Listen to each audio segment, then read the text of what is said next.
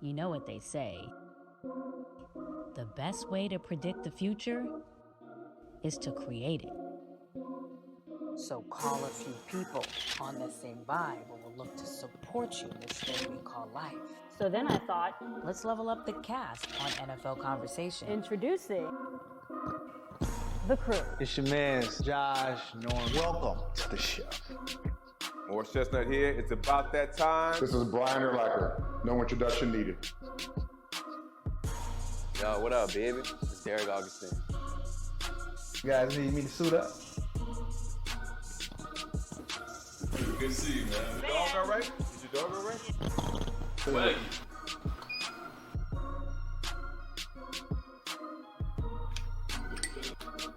We signed the Heisman Trophy winner. We drafted him, Devontae Smith. You know him? Yeah, I know him. Okay, you know him. Okay, cool. I was just checking. I told him, hey, you playing nigga, you know that, right? Yeah. Just get ready for it.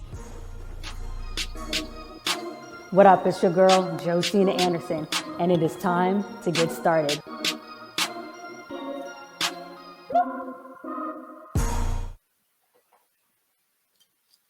What up? What up? Welcome to The Crew. It's your girl, Josina Anderson, for episode 21. And we have a very special show for you, as always. Comedian Roy Wood Jr. joining us from the Trevor Noah Show. You know he's always going to bring the laughs. And there was a big day around the NFL with news with the COVID outbreak. Lots going on there. So we're definitely going to talk about. And Monday Night Football was a big win for the Rams over the Cardinals. A lot of people talking about OBJ's performance as well. So we will get to that. As always, you can find us on thecrewshow.com, youtube.com/undefined with Josina Anderson. And you can also download the USA Today app on your TVs and watch us there. But for now, it is time for Crew Call.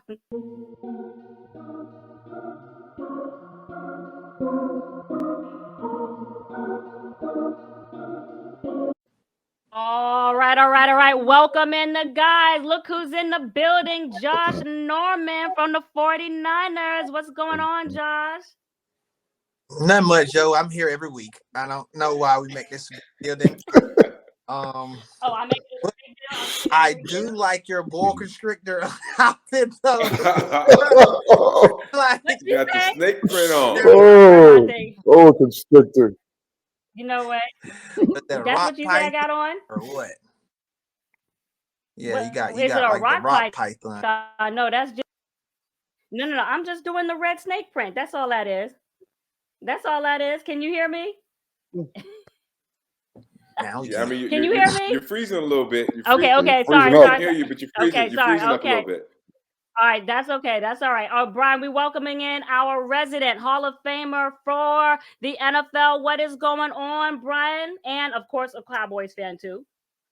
Yes, I'm good. Just enjoyed not that game last night. Cardinals got beat here in Arizona. It wasn't good, man. Morris, you're right, man. You can't trust the NFC East. Or is it the East? The West. West. Hey, that division, it's man. a wild It's west. unbelievable. Let me tell you something, man. I'm telling you right now, they get none of my money. I'm not betting on any of them cats when they play each other. I'm telling you, man. I'm for real. I told you that. I'm dead serious. Anyone can win. It's crazy. Anyone can win. That division, is madness, man. It's the best in football to me because any one of those teams can beat anybody on a given day. I mean, like convincingly. So nah, man, that division don't get my money. You're smart guy. Serious. Why y'all laughing? And give me a break here while I'm trying to fix my background here and reset on the back here so it don't look crazy. Sorry. Okay. Yeah, hey, don't. All right. And Maurice Chestnut, our resident actor and Eagles fan who feels like he's still in the NFC East competitive or not? Or what's going on? What? We're not. No, we're not an NFC race. That the East. Mm-hmm. Dallas is going to take that. I mean, and I don't think that. Why are you conceding? Why are you conceding? I think Dallas is the better team. Trust me. I hate to say it. I mean, I'm not a Cowboy fan. I know B's a Cowboy fan, but I mean, I gotta call it like I see it and what the numbers are. And I just think that, up and down the line, I'm not sure they have a better coach, but of course they have a way better defense. They have a more mature quarterback at this time. They have better weapons than we do. I mean, they're a better team than we are right now. That's the, and that's just what I believe. Calls them like he sees them. Like you see it. Well, hey, listen. So I had to plug in my power cord. So I'm sorry. I noticed that my computer was going to die. So that's what was going on. Okay, I was freezing. So that's what was happening. I'm sorry. It's all this, and then it always comes down to the simple things. It's the power cord. But we got that plugged in. We also got crew headlines coming up. So let's do it.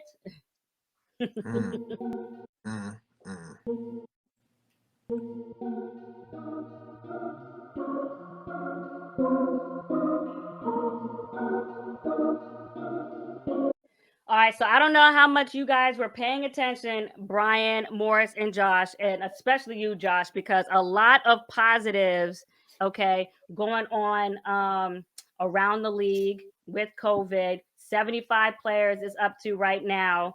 The Browns had a major announcement. They've closed their facility due to the enhanced protocols. The Rams closed their facility due to enhanced protocols. Josh, what do you think about this? I mean, it's cold outside. Okay. Yeah. I mean, hey, listen. I mean, it wasn't before, but you gotta look at it. Shoot, it's colder weather, so people are, they getting attacked a little bit differently than they were in the warmer weather. But it's not like it wasn't to be expected, and not saying that it should have been, but when you're in colds, like that's what happens. I think the flu season, it comes around this time of year, if I'm not mistaken. So like those things can happen and have an effect on that too, because that shows up in COVID strains as well. From what I was told about the symptoms and what do you have, because I think I had something in Buffalo where I took something where I had a cold and something, and it still showed up as I was showing positive. So that's my take. You're muted, Joe. You're muted, Josina. Sorry. You see, even in the other game where they said Tyler Higbee was positive, and then it ended up being a false positive, and then he ended up not being able to play in the game. So that can happen, Josh. Go ahead. My fault. It does, man. It's false positives all the time. It's from that standpoint. You never know, and then so therefore they automatically go on the air of safety, and then they deem you out for it. And even so much so, you have people that already had taking the vaccine and then got the booster shot with it, but then tested positive. So that was just, I think, what that was in the NBA or something I saw that. So that's kind of still crazy out there. Well, we're going to get into it more, especially in our Crew Huddle segment with Mary Kay joining us and being able to talk about that. I do want to move on to Aaron Rodgers. A lot of people out there were concerned, especially how it can affect the NFC. Remember, he had the fractured pinky toe. He came on Pat McAfee's show today and basically said that he thinks it's going to be okay. So it doesn't sound like he's going to have the surgery. I'm just curious, Brian, especially with players having to make a decision mid-season if they want to fix something or not. Do you think this is a fractured pinky toe that he's kind of shooting up and wrapping around the fourth toe to make sure that he can continue to go? Do you think this is the right decision? I think it's a pain thing for him. If he can't hurt it any worse, my thing when I play was if I can't make it worse, I'm going to play. The pain we could deal with. Josh said, I'm sure he knows exactly what I'm talking about. If it's an injury you can't make any worse by playing, then you keep playing. If it's a pain tolerance thing, you play. Obviously with pulled muscles and things of those nature, you don't play because you can make it worse. But he'll play. He's played pretty well with it. The last 3 games, he's done decent, I guess. Very decent. Pretty good numbers. Well, the Sunday night was different, but it's just he's a tough guy. He's going to play whenever he can. There's no reason to have surgery yet. He'll do it in the offseason. Missed a couple months of golf, but he'll be all right. Okay, and then our other headline that we have is Josh McDaniels did an interview. I think it was just with the media, but some of the people had just kind of wrote down what he had said, but basically indicating ahead of the big game against the Colts, I believe that's the Saturday primetime game this week, that he has no regrets for turning down that Colts job. I just wanted to know, Morris, what you think about that. This is obviously the first time that he's going to be returning there since he pulled out of that job. I think Josh McDaniels, are they still, where are they in the AFC? Are they first or second best record in the AFC? I mean, I think the Patriots are. Yeah. Mm-hmm. Yeah. You're talking about the coordinator for the Patriots, right? Yeah. Yeah. I think he's in a good place right now. He can ride that out until Belichick, decides to retire, and then he can step right in. I mean, and look, quite as kept. I think when he turned the job down, they didn't have Carson Wentz, right? No, not at the time. And then Andrew Luck ended up not playing. So that Andrew ended Luck up, ended up not playing. and then they there also was a won lot the to Super that. Bowl the year after. So yeah, I mean, there's a lot going on. And look, you make the decision, you make the best decision you can with the information you have at the time, and you just keep it moving. Just keep it moving. All right. And Josh, what do you think about that? Yeah, we already spoke on this topic a little bit last week, if I'm not mistaken. Yeah. And it came to fruition in the light that, that was not a bad move by him. And but there's a lot of people that hold bad feelings because they feel like he pulled out. He pulled out, but he did pull out. But did he though? I mean, if you look at his signature wasn't on the paper, but I think it was the inferences is that he gave his word. He, told coaches that he was going there. Some of those coaches are still now there with the Colts, and then he ended up going. But no, the signature I don't believe was on the paper, from my understanding. Well, that's just like saying like us players. Shoot, we come in the office one day and then we don't see our name tag on the board, on the locker board. So you rolling your eyes, Brian? Is that the truth? I've seen it happen way too many times. Yeah. Hey, where's so-and-so today? Oh, they cut him. Oh, okay, cool. Exactly, right? Man, I hear. Terrible. I just was talking to this guy. Like, he's not here anymore. Like, yep. That goes on, but like I said, I mean, look at him now. He's Patriots. I think they're number 1 in the AFC. And like, he has a young protege that he obviously is doing really well with. Mac Jones. Mac Jones. Whenever Bill leaves, that's his team, and he's rolling right into a great situation. So how can you know what I'm saying, be mad at that? I'm sure they paying him almost like he a head coach anyway, in the sense of that.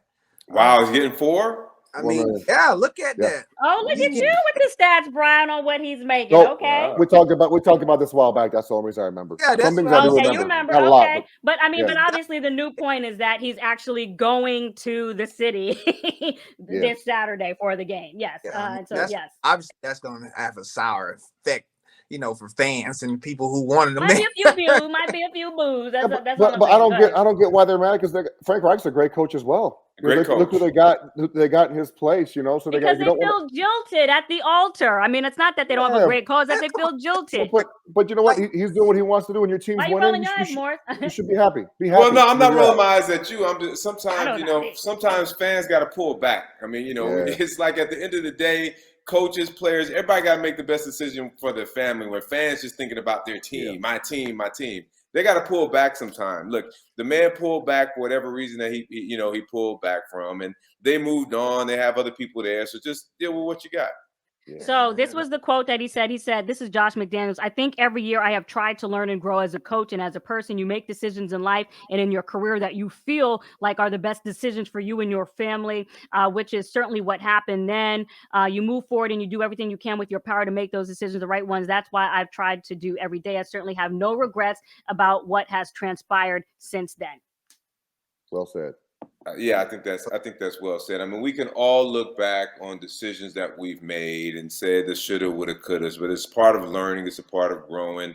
I made decisions at 20 that I didn't make at 30, that I wouldn't have made at 40, and I damn sure ain't making at 50. So we learn, we grow, and we mature. Yeah, we learn and we grow. But I just want y'all to remember, there was a lot of vitriol at the time towards Josh McDaniels. And even after they got this 7th win, there was a lot of vitriol on Twitter, when his name was coming up. So at the time, it was still, and even so, you can tell that is still lingering. And yes, you learn, but there are people out there who are still not letting it go. Remember, he also his agent split from him at the time because he felt like he had put his name on the line for Josh, whatever. And I'm not saying that I agree with that. I was with Josh since he was with Denver. And obviously I have seen him grow and evolve as a man, as we all do. But I was just saying that's out there. That's all. You know what? In big business, you got to deal with stuff. Okay, vitriol. The man's still gonna go. He's still gonna go and do his job this week. Mm-hmm. He's not gonna worry about the vitriol. These players, they get fans throwing drinks on them and spitting and trying to do everything, but they still got to go on the field and do their job. Mm-hmm. It's business. Listen. If the man's making look, let me know where the line is where people giving away millions of dollars. So I'm gonna go stand in that line for a few weeks, right? They don't just give millions of dollars away. You got to earn that money. Well, for at Josh, some they do. point. Josh got a couple dollars in the bank. Just yes. No, but he's earning it. He earned it. Earning that money. Hey, He's earning that money. I can't get a dig in. Y'all talk about my Cobra No, you shirt, can't. but I can't. Cobra. Now it's a Cobra. Oh, what? That's Cobra. That's Cobra. Oh, it's a Cobra. Okay. No, but like I said, Cobra. I'm telling you right now. Let me know. Anybody know where they got a line? Let me know where the line is where they're giving away $1 million. I'm gonna go stand in that right now. It might be a long line, Mo. It'll be a long line, exactly. Yeah. So people got to earn that money. That man is earning his money, yes. you know. And so, hey, he has to go. Like I said, big business. You got to deal with all that stuff: the good, the bad, and everything. Hey, well, listen, we mentioned a lot of news at the top of the show with all the positives, with the Browns, with the Rams, OBJ also on that list. A number of Rams, certainly not the only one. And of course, right now it is time, as someone is texting me for, oh, I see you, Josh. It is time now for our NFL, Outsider Report.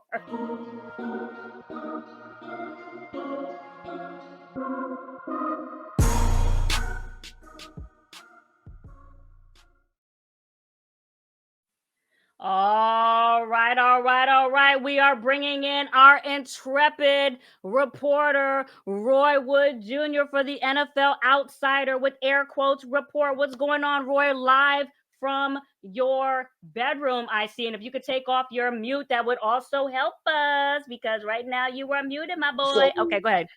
So I've been talking to my sources. Hang on a second. One of my sources. One of your sources calling? Yeah, what's going on, Smitty? At the strip club. Okay. Your source is at the strip club. Are you sure this source is reliable? This source is very reliable. You don't know Smitty. So Smitty just told me, Josina, that with everything that's going on with this virus and these variants and all of that stuff, and there's a lot of vaccine hesitancy. Yes. It seems that they're going to be offering COVID vaccines at the strip club as a way to entice COVID vaccines at the strip club. We got to check with Josh. I don't know if that's the way they're going to do it. Let's not drag Josh into this. We don't want to put none of. I didn't say Josh was going to do it. I said I'm going to ask him if your information is correct. He ain't going to snitch. Josh don't know Smitty, so don't talk to Josh. Talk to me. I don't know if COVID boosters go with lemon pepper wings at King of Diamonds. I'm just saying. Who you talking to? I know about you want to ask Josh, or you want to ask me? I could have sworn that you asked me. Okay, well, I could have sworn that you asked me. This is your report. Let us know what you know. Hang on, this Smitty. Someone else is calling? Hang on. Smitty. Which strip club? Which strip club? Okay, it's all of them. Smitty say it's going to be all of them. Because here's the thing. When you get that COVID, I don't know if you had the booster shot, but you barely feel it. So basically what's going to happen, one strip is going to get in one of them players' faces. This is all going to happen during bye weeks, by the way, is what I'm hearing. And that booty get in your face, and then you just feel a quick prick, and you don't even know it hit you. And that's how they're going to. I don't know about that. That sounds very lewd and inappropriate. Listen, there are players who've gotten in trouble from having pictures taken while at the strip club. So I don't know if that's the NFL is all about the shield. I know that they don't want that. So I mean, listen, I always appreciate the report, but I'm just trying to say, but that's what you heard. I'm telling you what I heard. Hang on. Someone else is calling. Your phone is blowing up. Hopefully it's not Josh, because he was calling. Godell, what's good? Who? What's happening, Godell? Godell. Yeah, Roger Godell. He just said that they're gonna lift it. They're gonna lift the strip club. Yeah. Okay. So we straight. So that's how we gonna sneak this vaccine on the low to some of these players. Or is that the commissioner from the hood? Because I'm pretty sure it's not Godell. It's Goodell. No, that's not the former Godell. Oh, okay. Godell. Yeah, Godell, not Goodell. This is a different person. It's somebody different. Okay, well, let's move on really quickly because we still got to get back to the show. As you know, big Monday Night Football game between the Rams and the Cardinals. And a lot of people were talking about OBJ's performance, 6 receptions for 77 yards, 1 touchdown. And you were telling me before the show, I think you were getting in my ear while we were trying to figure out all those technical difficulties, that you heard what Baker Mayfield was saying during the Monday Night Football game. You heard something? I heard that Baker Mayfield sent Odell 2 DMs and asked him to come back home. And said that I can throw the ball. I can throw the ball better than he can. Oh, that's what he was saying? And he was playing R&B music in the DM. R&B. You know, when you miss somebody, you hit that R&B music in the background. And what that's was how the you let them song? know that you're sorry. Yeah, that's how you do. What was the song? Do you know what it was? Yeah, I heard it was Shy, If I Ever Fall in Love Again. Oh, One of Shy, the you going you going all the way back. Yeah, and If I Ever Fall in Love Again, I will make well, sure you know my what? receiver is open. Because guess what, Roy? The NFL trade deadline has passed, so they can't do it right now. Maybe it could go back. It's only a 1-year deal with the Rams, but it can't go back now. Just saying. You sure about that? Yes, I'm sure. The trade deadline. Now that's okay, you know, but maybe you want to call back Baker Mayfield, let him know. Oh, my goodness. You got another call? On, Baker. What's Baker. Big Bake, what's happening? Big Bake? Yeah. Dead. Okay. Yeah, he said you're right. He can't come back because he already said about it. Okay. Right. He watching right now. All right. Well, listen, we appreciate, the report as always. We're going to bring you back for Crew Life because we have something else that we need to show you that we think is very important. It's a very important problem that we need you to fix. So make sure you don't go too far because last time, you skedaddled out on us. So we need to make sure that you stay. Yeah. But make sure when you come back, I don't know if you're still going to be live from the bedroom. Yeah. I'll be here. And Josh is right. That is a wonderful Christmas boa constrictor dress. Why y'all on my dress? First y'all getting on my arm, now it's on the dress. Okay, well, listen, Roy, we appreciate you joining us. Excellent report as always, and we will be right back, okay? All right. I got to go. You got another call? I'll be right back. All right, so now it is time for Crew Huddle. We're going to bring in a very special guest to talk about all the NFL news and OBJ. That is Mary Kay Cabot. Here we go.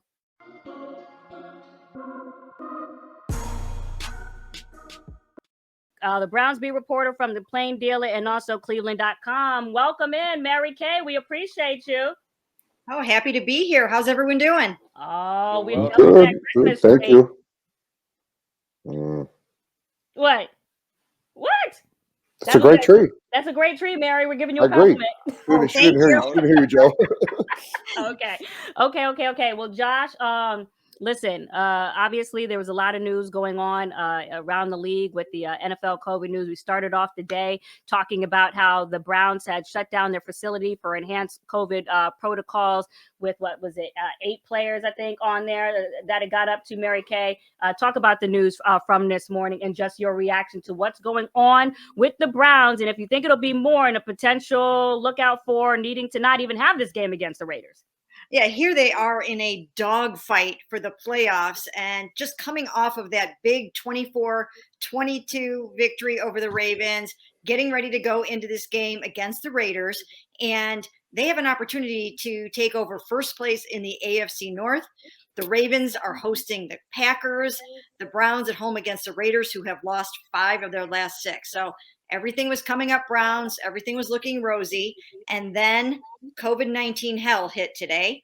8 players placed on the list today, and not just any old players.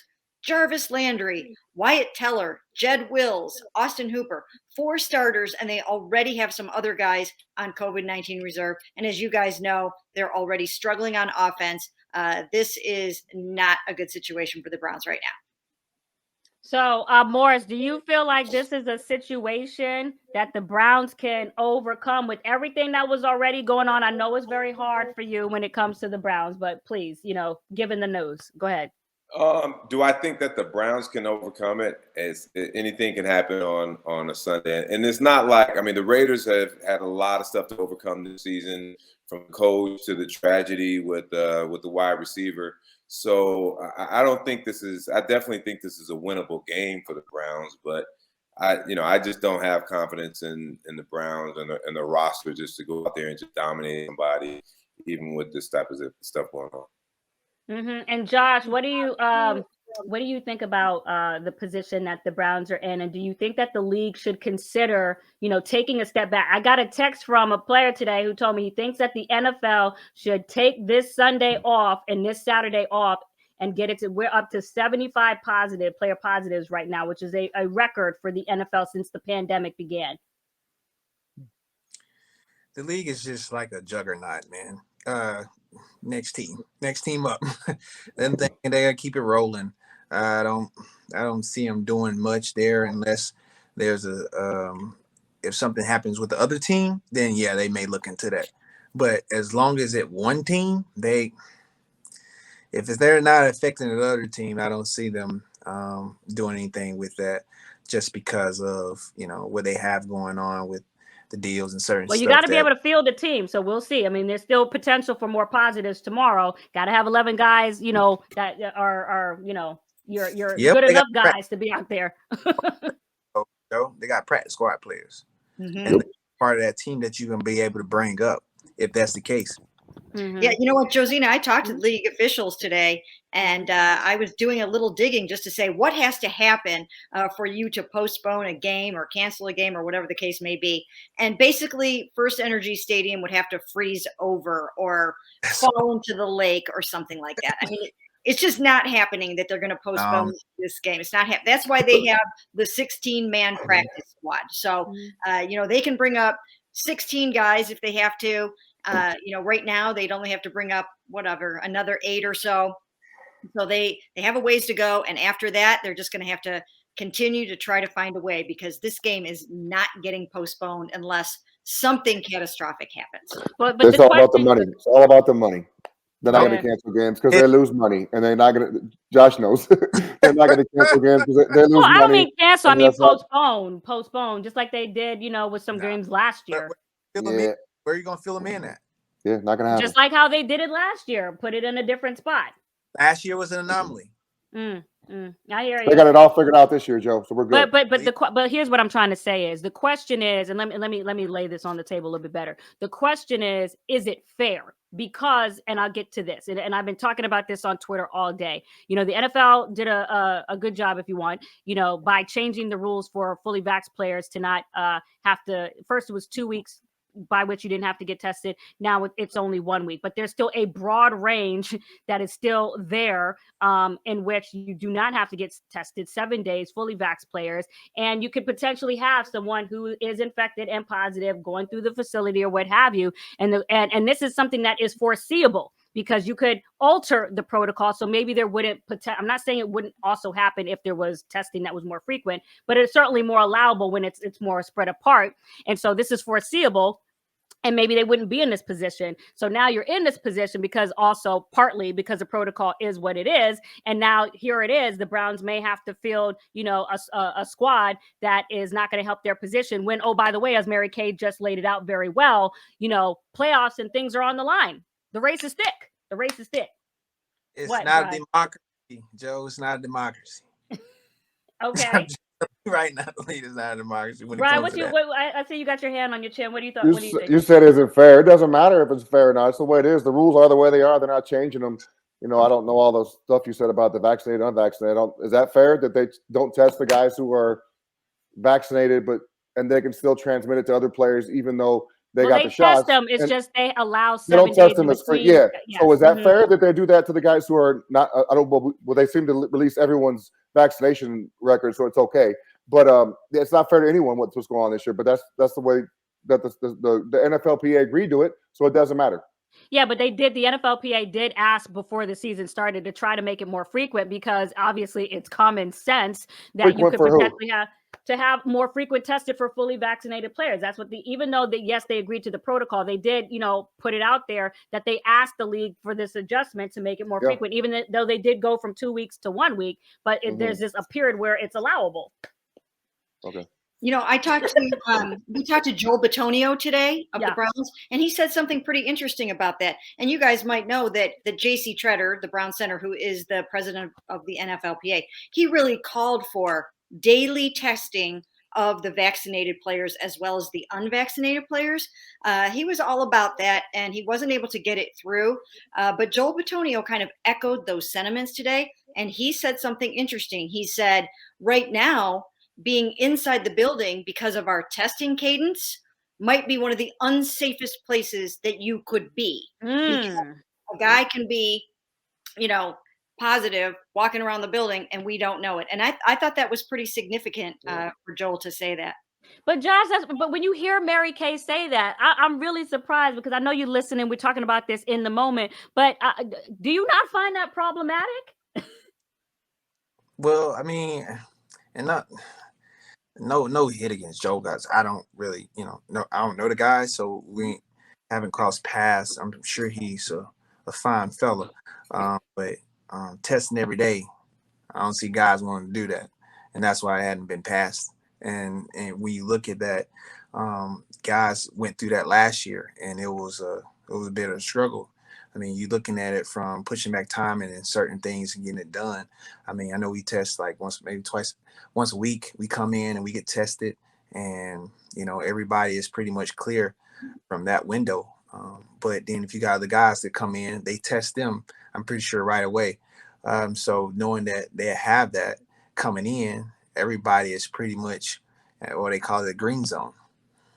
Now, if something comes up outside of that, they'll catch it. I'm pretty sure they have all the technology on this to have those guys where they need to be. So when that happens, it's just almost like another thing that you put on. It's a nuisance that we already had before.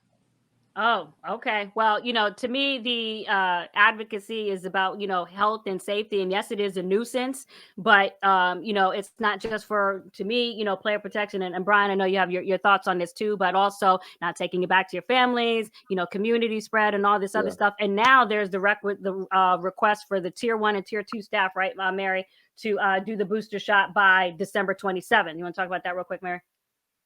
Yeah, I was actually, we should have all seen it coming, because Dr. Alan Sills, a couple days before that, said we will have something more to say soon about the COVID booster shots. But I was a little surprised. I mean, this late in the season that they went ahead and mandated the booster shots for tier 1 and tier 2, because I just didn't see that happening so late in the season. I wonder if that's ruffling any feathers, or if people are all on board with that. Kevin Stefanski said today that he has received his booster, and they've talked to players about it. But once again, the players don't have to receive the booster, but the tier 1 and tier 2 employees do, and they have to have it by December 27th. So just wondering if there will be, any fallout about that or not. I'm curious to hear. So if you get the booster, you won't get your COVID. You can't get COVID then. That's why they're pushing the booster, because once you get the booster shot, you're good to go. Brian, it's not to say that you won't. My bad. It's not to say. Go ahead, Josh. My fault. Cut them off. Can't cut them off. You gotta have that conversation. B, go ahead. Yeah, so they're pushing the booster because you got the first 2 to prevent you from getting COVID, or maybe you won't get as sick as much. I'm not sure exactly what did you get them for, but then the third one, the booster shot, is to make sure you damn sure will not get COVID now, so everyone's protected. So why don't they make all the players get it then? Because if you can't get it after you get the booster, then you're good to go. Everyone should be getting it. Because it's a done deal. Done deal. Brian, because we know that the advocacy for getting the shot is not about, getting the virus. It's about, mitigating against severe outcomes, right? And then also testing more frequently, so you have the ability to be informed to your status and catch it perhaps, so that you can be out the building and not spread it to others. So you don't have to have these enhanced protocols where 8 to 9 people are testing positive. And now you might be going up against the Raiders with who done it where as your quarterback potentially.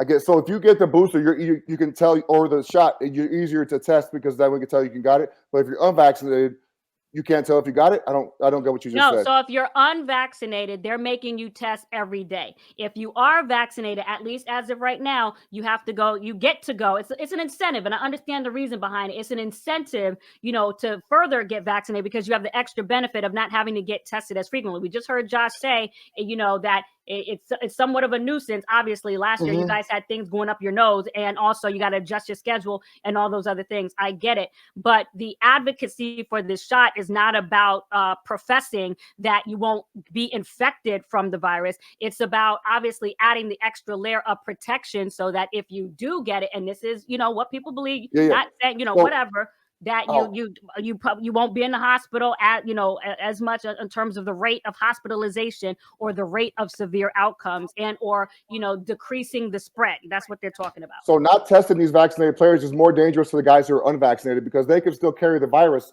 being vaccinated, but they're not getting tested as often. No, that's dangerous. That's dangerous right there. Say not testing them. No, say what you I just said that if you get the vaccine, you don't get tested as often. You just said that, correct? But if you don't have the vaccine, you get tested daily. But it's dangerous to the guys who are unvaccinated, because the vaccinated players could have it and not be getting tested and give it to the guys who are unvaccinated. That's not safe. And I'm not sure how many NFL players. That's my point. Yeah, you're exactly right. So it's dangerous. You should test them all every day then, and not make it. Don't segregate them. I don't like that. But also, I don't know how many guys in the NFL have passed away from COVID anyway. They're healthy. They're healthy young men. They should be able to fight off this. Brian. This is not just about. Well, I don't know. I hear you. And listen. Sorry, I'm gonna quit talking about it because I got my stance obviously, so I'm gonna shut up. Oh, listen. I appreciate the dialogue, Josh. I just don't like all the bullshit the NFL does back and forth this way and that way. It gets old to listen to. That's again, man, and that's why I'm saying, like, we having this conversation, but this is not a democracy here. There you go, Josh. You're right. So what do you mean by that? What is that? What do you mean it's not a? What does that have to do with anything? What do you say? Because, like, whether you have your opinion or not, like, you're not making those decisions in that room. And yes, we have our opinions, but they matter to whom? You know what I'm saying? Like, what shoulders do we can say that, okay, yeah, I think it should be this way, and I think it should be that way, but, like, you're not signing on the dotted line of that paper that absolutely give you a right to say, yes, this is the way we're going to operate our business. So, okay, well, you all have voices, and yes, the protocols are already agreed to, but you all, regardless of whether the protocols are agreed to, you can continue to raise your voices. That those voices can add pressure. And let me just give the example of the NBA, whether it be like LeBron, whether it be like Chris Paul, what have you. These guys, stars of the league, in that league, always talking up about how they feel. And that includes Kyrie Irving, who, by the way, there was a report out there that he might consider getting, the vaccine now if it's plant-based or whatever. But your voices can always be raised. I was just making, an analogy, but go ahead. 15 guys, 63 guys. Do the math. I mean, that opinion's a lot less than these. Okay. And a lot more opinions on this side than those. Okay. And that the CBA, they have their own. And it's totally different from ours. I can promise you that. When you look at it from that standpoint, I'll take baseball, basketball, and then I'll put ours there. I don't even know. I'll put ours under soccer. So, like, I mean, you look at it, that's literally a system that is there. Oh, and I get it. And Brian, to your point too, I get it. There is a lot of misunderstanding too, based on the protocols. Not everyone's going to be on the same page. And you mentioned there's way, more players, Josh, in the NFL than in the NBA. But regardless, the underlying topic is just about, consistency and also doing things that make sense and also, putting, safety first, whether you agree about, taking the call, that your body is your body or what have you. But all I'm saying is when it comes to the testing cadence, there should be some consistency that goes along with, logic. That's my opinion, but whatever. You know what I'm saying? I would what Mo got to say because he's been taking it all over there right now. I can't wait here. Well, honestly, so it's been my understanding, and I don't have all of the information, but it's my understanding that the having the vaccine and the booster also reduces the transmission rate to transmit the virus. I'm not sure if that's accurate or not, but that's what I've heard. And again, this is just an issue that there are a lot of different opinions, a lot of different sides. When I look at, and I know that, Josh and B, they feel the way that they do about the NFL. In my line of business, we feel that we have our ways that we feel about it, but I was getting tested 3 times a week. And we had a strict protocol because we work in close quarters in our work environment, and pretty much I had to do it. And it worked out well for us. It didn't mean people didn't get it, but it worked out well for us. And I know they're just two different beasts. My industry and the NFL are two completely different things. So I get that. But I do have some questions for Mary, though. Are we off of this virus? Because I have some questions. We're off of this virus. Moving on. Thank you. Moving on. I do want you to talk about OBJ and all that other stuff. So please, and we do have our guests waiting in the back. Roy Wood Jr. is still with us. Drew Dinsick will be up on our crew bet segment as well. But go ahead. Sure. So Mary, so tell me, what are the feelings of the fans and the team surrounding the Browns now? The state of the Browns now is much different than they were when we first had you on. So how are people feeling now? What are people thinking and feeling? Well, the victory over the Ravens breathed new life into the Browns, and they really actually do, I think, have a chance to make the playoffs right now because they have a pretty dominant defense right now. This defense is starting to play at what I consider almost a championship level. This defense is playing to the point where it could actually win a Super Bowl. The defense, I'm not talking about the offense. I'm just saying that the defense, they've got 11 takeaways in their last 5 games. Myles Garrett is playing with his hair on fire. Jadeveon Clowney's having some of the best ball I've ever seen him play. Jack McKinley's out this week with COVID, but he's really come out of nowhere. He's been playing really well. Denzel Ward is starting to play at a Pro Bowl clip. So it's all coming together defensively. And the teams that the Browns have on the rest of their schedule, the rest of the way, I think they can beat anyone because of the defense, except for maybe, they might not win in Green Bay, but they can win every other game. So I think the mood is pretty good here in Cleveland, or at least it was until they hit, COVID hell today. But, this defense and they do need some points from the offense. They do need an infusion of life on the other side of the ball.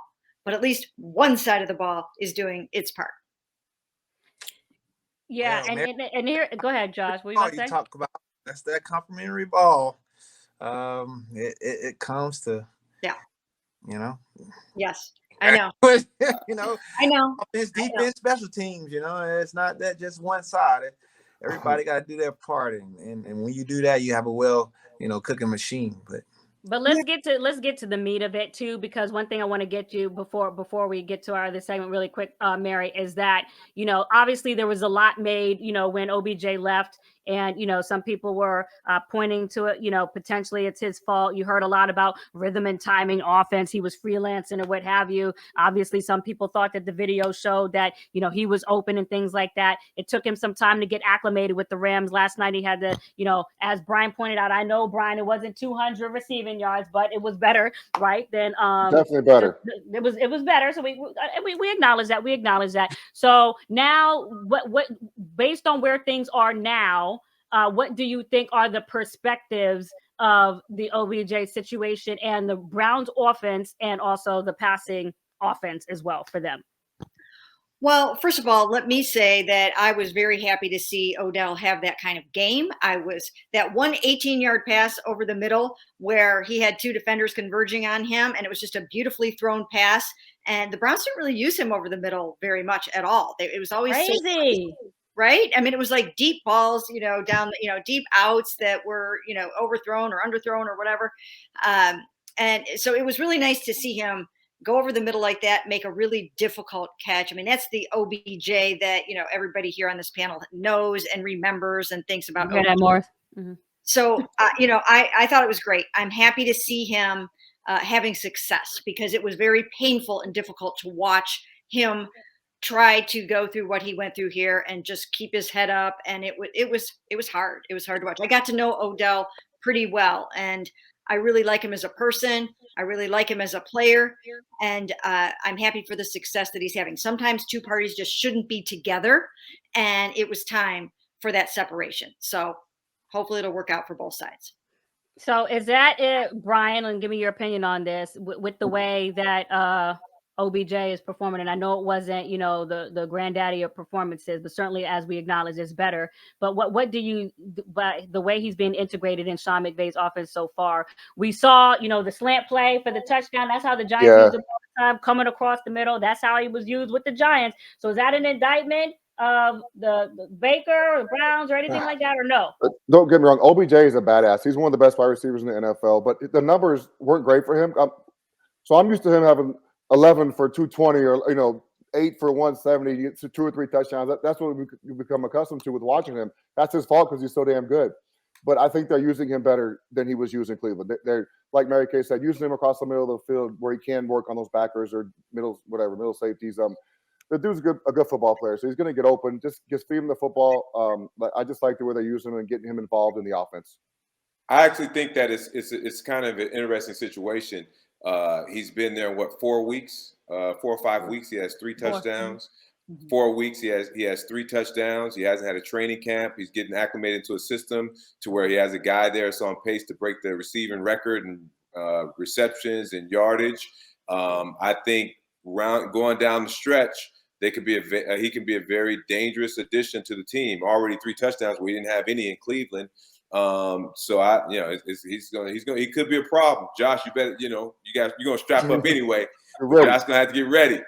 That NFC West is lighting up because, hey, Josh, you saw Matthew Stafford. He got in there. He was locked in. That first game when he played, y'all, 49ers, I don't know what was going on. The ball was sailing. I think everybody was just hyped. It was lit. The juice was going. But I got a text before that game, and somebody said, hey, look, Stafford better stay in the pocket. Don't be afraid of that contact and deliver that ball. And that's what Matthew Stafford did. And Raheem Morris had that defense, ready to go. Aaron Donald was a game changer in that game the other night. But I'm just saying, NFC West. I know it's not your team, but I'm just mentioning it. Go ahead. I mean, it's the Wild Wild West. It's Wild Wild West. It's a war, man. Guys, you gotta look at it, man. It's the best division in football. When you got 3 teams. Obviously, Seattle, they always are good this year. They got the best of us twice. But at the end of the day, like, all teams are in the thick of things. And that's a credit to those coaches and those staffs and the players that they brought in, buying into their system. But when you look at that game that they had, I mean, LA, they have some players, man, and Matt, he's always been a guy that lighting the scoreboard up with yards and points. So that was gonna be the case.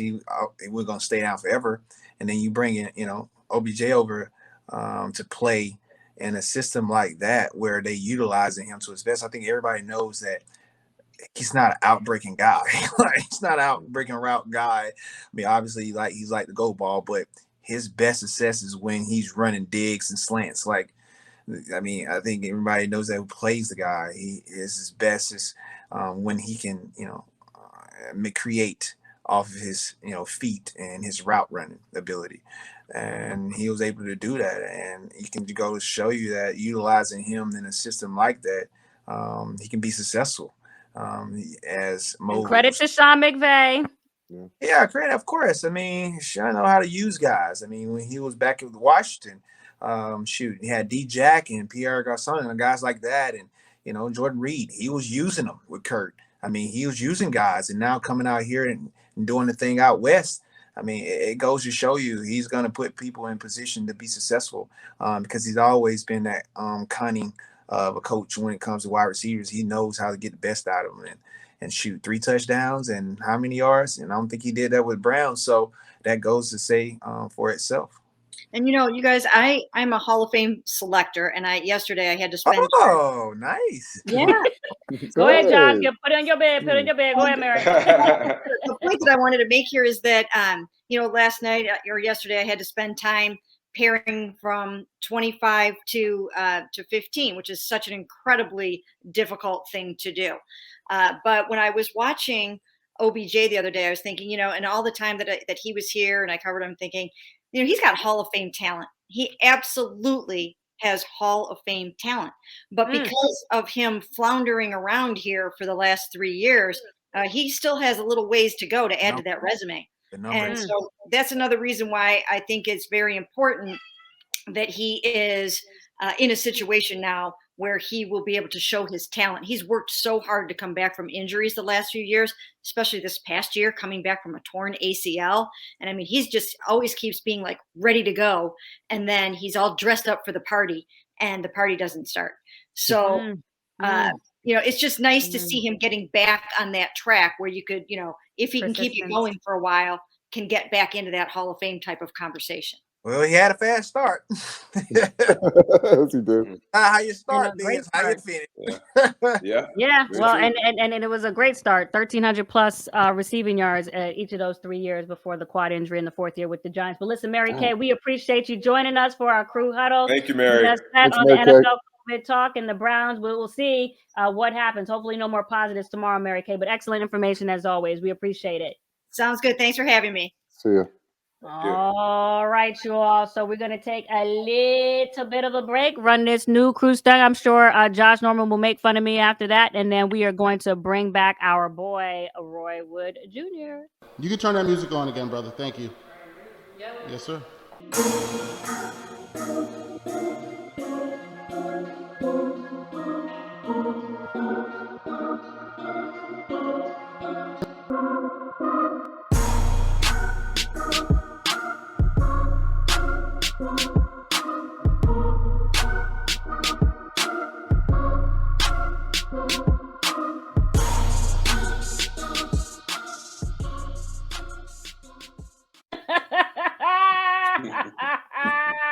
Josh, what you gotta say? Josh, what you gotta say? What's the problem? What do you have to say, Josh? What? You're so fun. Like, what? I just noticed something. You like printed things. Like, if it's not a left, I can't be fly. I know. I'm talking to the dudes, but I can't be fly. I can't get my fly on. I never said you couldn't. But Roy, why did she bring me up in your segment when you had talking about strip club? Like, why? Like, I didn't have nothing to do with that. I was not trying to drag you into none of the strip club drama.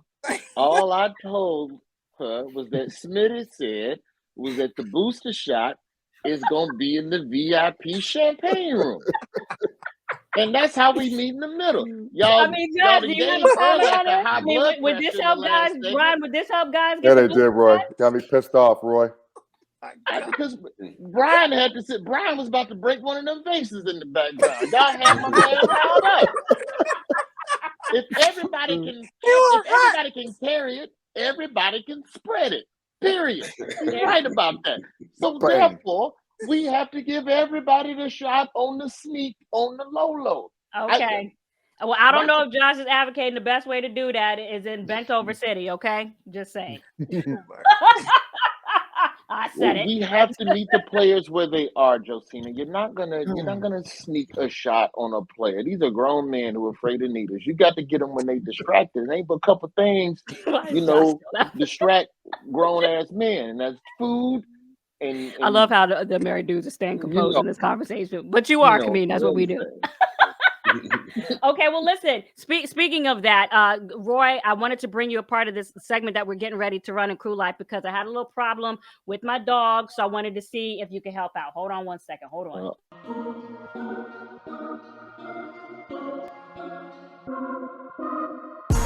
So, Roy, I have a dog. Her name is Nala. And over the weekend, guys, sometimes we have to take a little break from the NFL. I want to see if y'all can help me. Maybe y'all are a little bit coy. You want to talk about it. But, Roy, I do want your opinion. So my dog was in the lobby. There's another dog that lives where I live. My dog is 5. She's about 12 pounds. There's another dog who was about 4 times her size. And she kept jumping on the couch and humping this other dog. Okay, so I just want to know. Here's my dog here.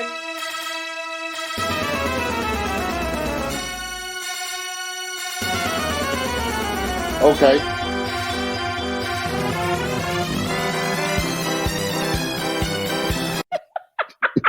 So Roy, I'm just can you help my dog out? I was really no guys, I was really thinking about what should I do because she's 5, she's spayed, and I don't understand why she was jumping on this other dog like that. It was very embarrassing for me. This is actually a true story. This is true. This happened 2 days ago. I don't understand. What's that not to understand? You spayed the dog want to get some, the dog can't get none, the dog wants some. That's all the shit is. But she's so small. I don't even know where she's so small. And the boy dog was 4 times, and then she was jumping on him, and it was just very embarrassing. So I'm just curious if you had a remedy for that. How is that embarrassing? But when dogs get together, they sniff each other's ass, and somehow that's cute. Yeah, because that's disgusting. But I'm just saying, she's the female and things like that. I just didn't know if you thought there was something that I should do to help cure this. That's all. Why anything? Josh, Brian, Maurice? My dogs hump everything, so I don't know. See? That's what's up, Urlacher. Yeah, let that everything. dog slay. They hump the air. This is natural for the dogs. I was just wondering if there was something that. Listen, this is nothing to be embarrassed about. Go ahead. Have you tried like pet porn? Have you showed like other videos of dogs humping? Like I'm sure you. No, I have not tried. I have not tried. Look at Brian. Brian, your face is red. Get off it. Get the camera off. I mean, excuse me, not pet porn. That's a poor choice of words. Nature videos. That's what we call nature videos. Nature videos. I'm just kidding. Hey, listen, I was just trying to see if you could help my dog. I just wanted to take a slight break, get a little laughs, from the football, but that's it. Is any of the last remedy that you might have that you might suggest before I let you go? That's all I got for you, Joe. That's all you go. Hey, listen, Roy. Let the dog hump or show some nature videos. So can you let us know what you got going on right now before we let you go, Roy? Ain't much going on right now. Daily Show about to take a break for the holidays. Imperfect Messenger streaming for free on ComedyCentral.com and the Comedy Central app. You can get it without even having cable. You're gonna have to watch a lot of commercials. I'm sorry, it's not my fault. Please don't tweet me about it. Well, listen, Roy, you were always funny as usual. We appreciate you being on the show, and I'll see what I can do about my dog and if that fixes the problem. Okay. All right, y'all. Thanks for coming on, Roy. Thanks for coming on, man. We appreciate it. And it is now time for our crew bet segment. Guess what? Atwell Capper is back in the building. All right, Drew Dinsick, everybody back in. Solid picks last week, dude. Great picks. Oh man, this time of year is crazy though. I had my Rams made it. Oh, I thought you took the Cardinals. My bad. No, we were on Rams, and actually, I feel bad because I tipped the Browns at 2.5. I had actually bet them at the money line earlier in the week before the Humphreys news, so I managed to avoid what was absolutely gross collapse there. No idea how the Browns don't score a single point in the second half of that game. They score 1 point, they get the cover for everybody. But that was a wild one. The Washington football team had no business even being in that game, let alone kind of the 7-point final margin of victory there. So where'd you go? Bad pick. Where'd you go? For the week altogether? No, for those picks, the picks on our show. Where'd you go on our show? 1 and 2. Well, 1 and 2 if you had the Browns at 2.5. And then where'd you go for the week? Yeah. Total 3 and 3. Okay. Yeah. Okay. Just losing juice. Okay. Hey, well, listen, actually, we got. Go ahead. Although go ahead, I think I had money line. I had a couple plus money lines that might have flipped me in the positive, but it was pretty narrow. But ultimately, it was not a great week. Hasn't been really a great season. Tough. In the NFL for me, really. It has been tough. Same here. Well, hey, listen, COVID's not making it any easier. COVID's not making it, as we just very much had a lively discussion on that. But Drew, the Thursday night football game, KC at the Chargers. I want you to get us set for that game. You told me that the line was -3. KC total 51.5. Yeah, so this one's an interesting one, and the entire handicap at this point is really trying to figure out player availability. Right now, the Chargers have been consistently all season really upfront and honest about who's going to be available for games. And what I got from watching the press conferences today, it sounds like Derwin James is going to go. And that really kind of changes the handicap on both the side and the total here, not just because Derwin James is one of the best players in all the NFL, but because of his specific role in running the cover 2 defense for the Chargers and what that has done to limit Pat Mahomes and the Chiefs offense over the balance of the season. There's more or less been a blueprint for how you keep Mahomes under 30 points. So you run the 2 high safeties and you really make him try to do it, get it done the hard way. Cross the street 100 times to go, to get down the field. Do it with the short stuff, the easy stuff. Force the Chiefs to try to be patient and get it done with the running game, and really force Mahomes not to make a mistake. And like when you go back and you look at some of the games where the Chiefs really were unimpressive offensively, that was really what was happening. The defense was forcing Mahomes to do it, be patient, be mistake free, and he just couldn't do it. And now if Derwin James is available to go here, and if really the Chargers defense, to me, looks like they're pretty much at full strength, I think you're going to get a good performance out of this Chargers defense, which makes them live as a divisional dog, makes them live, for the AFC West in general, because a win here pretty much puts them in the driver's seat to win the division. And it makes the under a good fair play at 51.5. Now, if you flip and you look at how KC defense matches up against the Chargers, when I thought they were going to be at full strength and Chris Jones was going to be there, I was very high on this under because Rashawn Slater not going to be available for the Chargers. That offensive line is suspect on a good day. You take Rashawn Slater out of the mix, it's like bottom 5. And if Chris Jones was on the field and you had a full strength Kansas City pass rush, then they were going to get after Herbert, and they were going to, you were going to get some game-stopping sacks even in the red zone, maybe even some turnovers. So I thought the under was probably the best look when we had full strength. Now that Chris Jones is out of the mix, he's not a guy that moves the number that much. The betting market reacted to it. KC was -4. The announcement comes, it moved down to 3. I think there are some influential players in the market who are guessing that more positives are coming for KC. If Chris Jones had it, probably going to be going around that locker room a little bit even more. That's been the trend that we've seen, is like you get 1, you get 2, you get 8, Yes. And so that's probably why there was some market movement in favor of LA here. So Drew, which way are you going? Yep. I got Chargers here. Chargers in the under. I think, and honestly, at 3, you're still good playing the Chargers, in my opinion. If it ticks to 2.5, if we get more information on KC positive tests, you're probably better off with just Chargers money line. Because again, Chargers and the way Staley coaches, it's not really worth it to take the points, right? Like you have 2 choices. You want to bet the Chargers to win outright, or you want to take the Chargers +3 and protect yourself if the Chiefs win by field goal.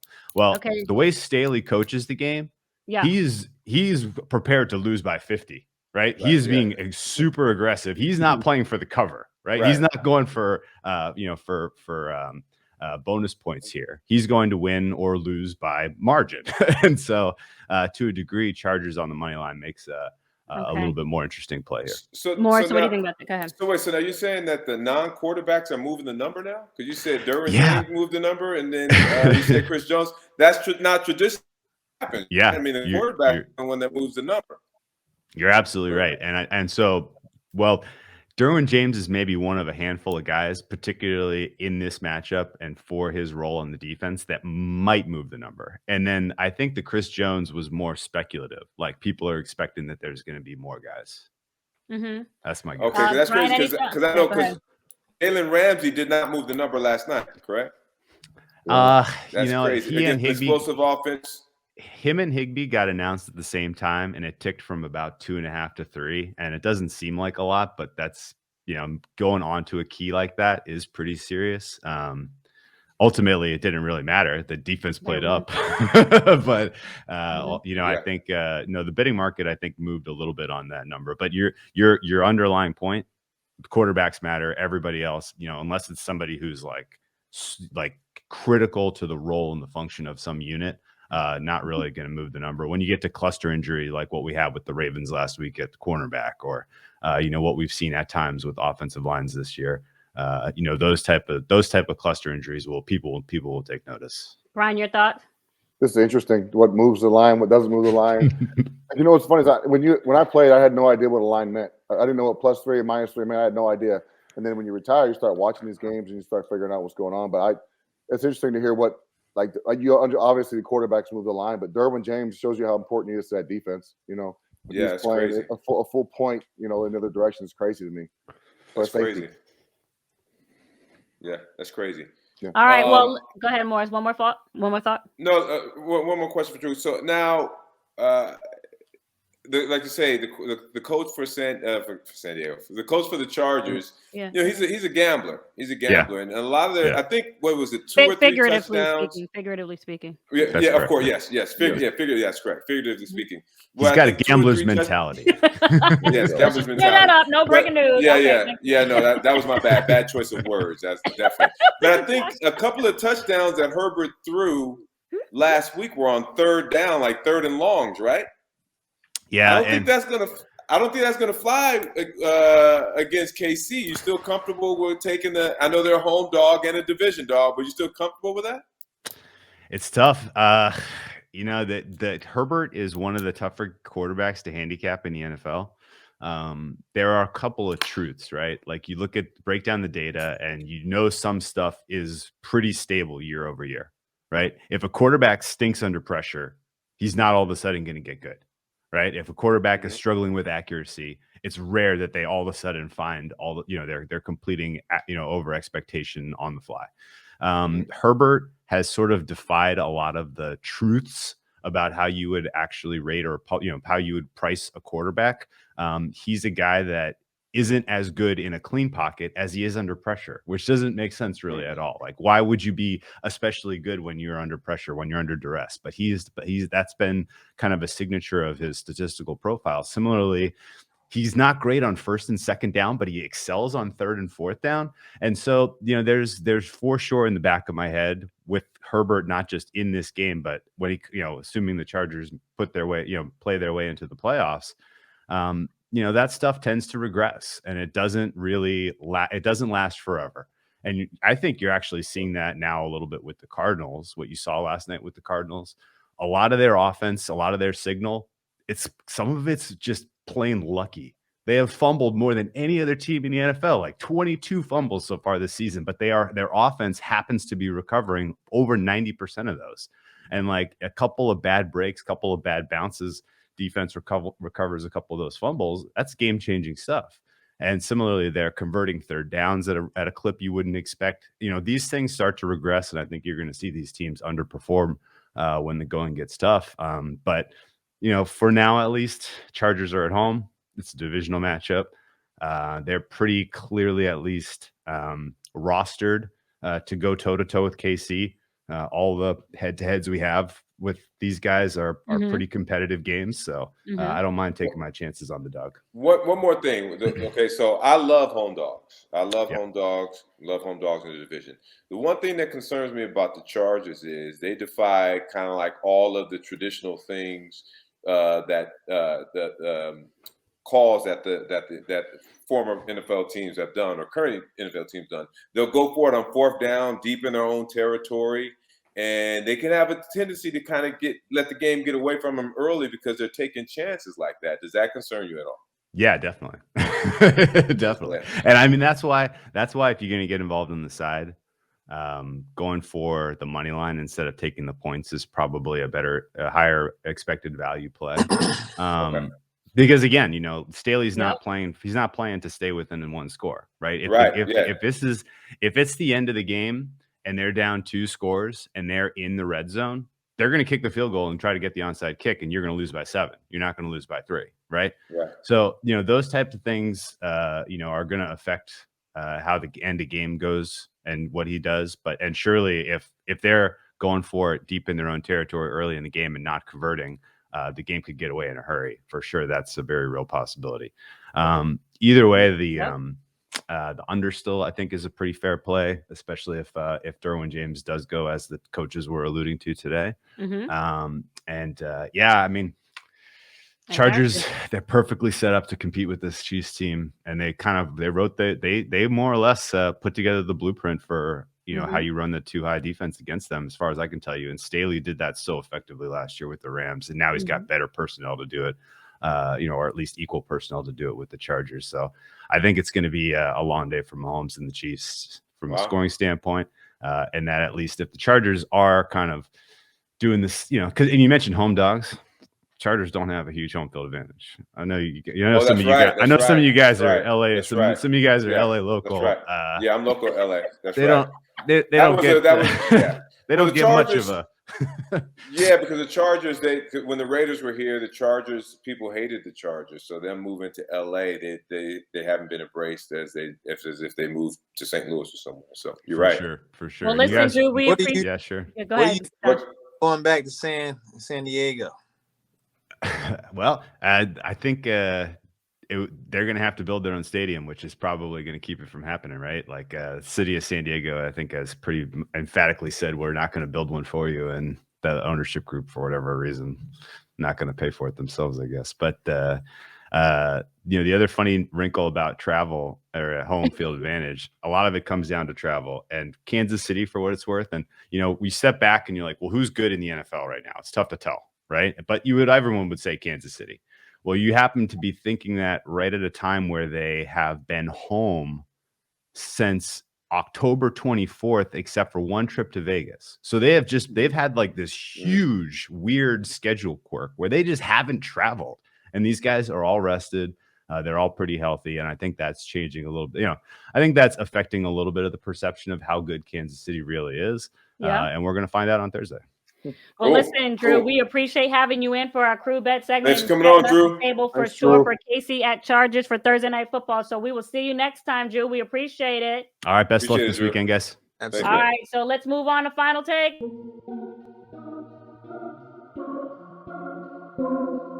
So that was a lot of information to take in. I want to get your picks for this game. Brian, who you picking, KC or the Chargers? That's easy. Chargers. After what he just said, I'm going to go with the home dog. Home dog. And I didn't realize Jones had tested positive for the virus either. So yeah, you got to assume there's going to be more as well. So I'm going to go with the other. Plus, I love Herbert. I think he's awesome. Makes great decisions with the football. So even with all that Patrick Mahomes magic. Yeah, well, like you said, that too high defense is tough because you got to take what they give you every time, and it gets old. And sometimes quarterbacks, the same thing we did when we played against Rodgers, man. It's frustrating because all you hear is cover two, cover two, cover two. It gets old as a defense, but it works. So, Josh, what did you think about the points that he made? Would that negate the Patrick Mahomes effect for you when it comes to the facing the Chargers?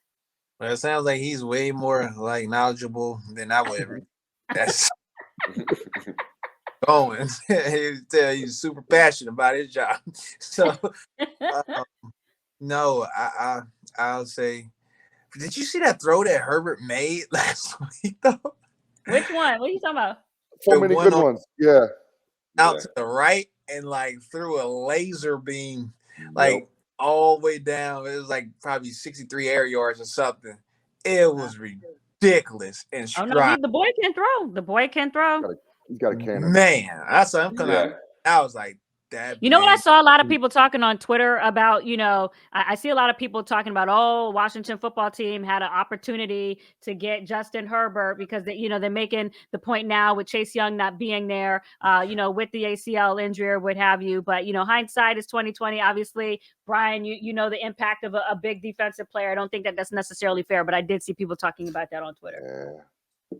I have no comment. People are going to talk about I guarantee there's not a guy on that team who's not happy they got Chase Young. That's really all that matters. Of course. And of course, Chase Young is a game record. But nonetheless, the debate was out. Huh? It's not a debate. They got the best player available. Probably maybe the best player in the draft with Chase Young. He's a very strong statement. Morris, who are you picking? Wow. So ordinarily, I would say ordinarily. Ordinarily, look, I'm a huge quarterback coach combination, and if I had to bet this game, I would look at say, okay, so we have a great quarterback or an emerging quarterback in Herbert playing well, and we have this COVID case on Kansas City. They're coming off of a big emotional win, getting back at the Raiders, the dancing on the field and all that stuff. I'd look for a letdown here, so I would be all over the Chargers being a home dog playing these cats, and that's my pick. But I guarantee you the Chiefs are probably going to win. Because I thought there was a big Stephen A. Smith, however, was coming. I didn't know which way you were going. Look, if this game points to the Chargers all day long for me, I told you guys last week I would have lost the house on Cleveland. Wait, who did you guys pick for Sunday Night Football when we were on the air last night? I think it was the Green Bay Packers. Everybody picked them. Yeah, everybody picked the Packers. Yeah, that's a good pick. That's a great pick. Easy pick. That's a layup. Okay. No, but didn't I text you because the Bears were okay. Yeah, I was playing ping pong, so I couldn't write you back. But yeah, the Bears were winning by 10, so she text me talking trash. And I checked my phone 30 minutes later. The Packers were up by 7. So she was like, "Oh, well, that was a 30-minute ago text, blah, blah, blah."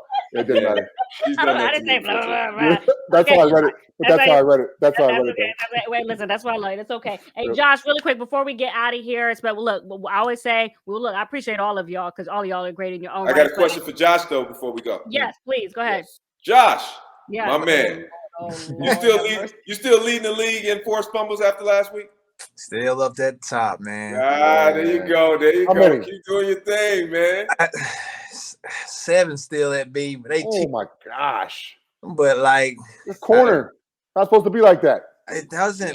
But the man been in the league 30 years. He's still doing it. You're aging like fine wine up in that league, man. Just search. I haven't had no searches in the last two weeks, man. I've been looking. You get around the ball, right? No opportunities. Last 2 weeks kind of. Oh, you know what? I'm so mad because I was looking at your IG. I completely forgot to bring this up. I saw this picture with you and your smooth. We're gonna have to bring it up the next time, because I'll be scoping you on your IG. I saw you put that you walk and you talk about my outfit. I saw you gliding with the gray suit. I think it was a 3-piece suit. You were holding a duffel bag, trying to make sure the photographer got you mid stride or whatever. So I see you. I just want to say I see you. That's all. Don't worry. We'll put the picture on after the fact. What? Yeah, what happened to that? What happened to that segment? What, the crew carpet? Talk about the guys and what they wear. Like, what happened to that? We'll get back to it. We'll get back to it. There's a couple things going on behind the scenes, Josh, but don't you worry. No, I got your girl got you covered. Okay, I try to be as creative as I can with everything I got going. Okay, is that cool? Oh man, you got it. Okay, all right. All right. Well, listen, we appreciate everybody joining us on this episode of The Crew. For Josh Norman, Maurice Chestnut, Brian Urlacher, we are out. See y'all. Peace. Peace.